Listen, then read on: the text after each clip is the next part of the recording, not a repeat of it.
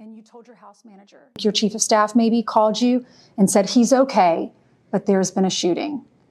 What happened next? I ran to the TV and I rewinded and I watched it. I was only a few minutes behind. And something, I guess,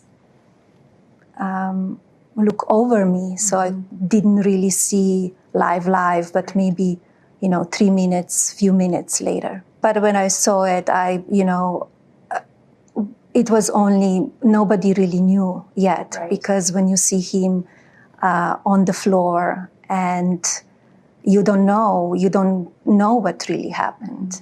So you called him and he didn't answer his phone and you called Secret Service. Mm-hmm. And what did they say? First, the Secret Service was not available too because they were with him, right? And then after that, I got the Secret Service on the phone and they said that he's okay. We are on the way to the hospital. He will be okay. And were you able to talk to him on the phone eventually? Yes, I did. And then a few weeks later, there's another attempt on your husband's life at your golf course. Where were you and what was your reaction to this attempt? I was in New York City, actually. And I saw it on the television. And as soon as I saw it on television, I called again. And he was okay because Secret Service were great. The guys that they were with him, they were fantastic. And I think both of the events, they were really miracles. If you really think about it, the July 13 was a miracle, like that much, and he could not be with us. And he said it was providential. Does this make you believe in it more in a higher power? How has that been for you? I think something was watching over him. Mm-hmm. I think it's almost like country really needs him. Mm-hmm.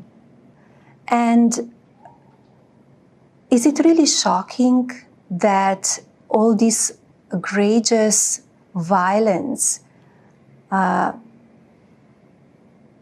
goes against my husband?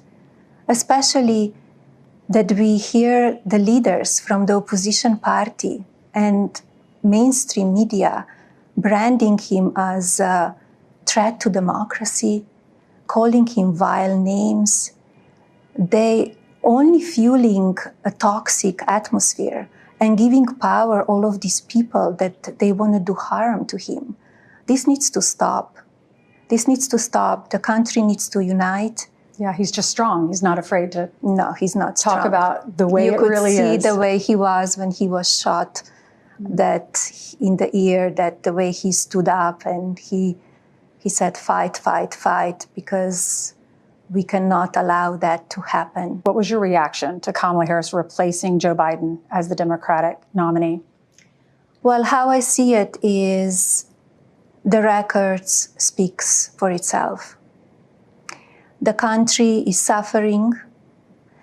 People are not able to buy usual necessities for the families. We have wars going on around the world. Soldiers are dying. They were dying under this administration because of weak leadership.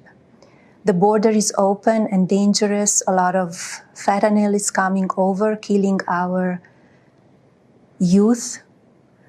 It's very hard to see. And an economy, it's really not great. How did you feel about Donald Trump running again? I support him. I know how passionate he is to make America great again. How invasive was that? Did it make you angry? How did you feel? Yeah, it made me angry. Yes, invasion of privacy. And the way it was done I was really surprised. And a passport. That is all you brought with you to America.